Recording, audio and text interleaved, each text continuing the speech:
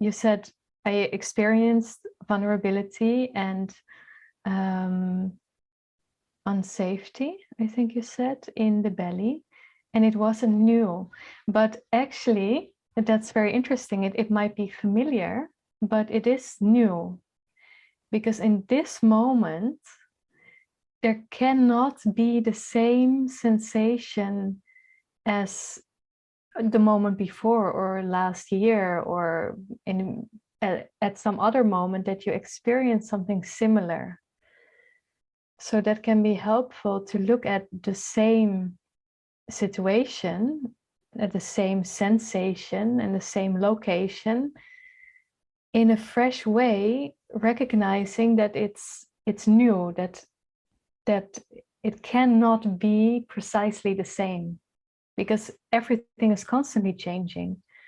And if we look in that way, it can be easier, and it can also easier, we give it more space to unfold and to become lighter and to present a new layer.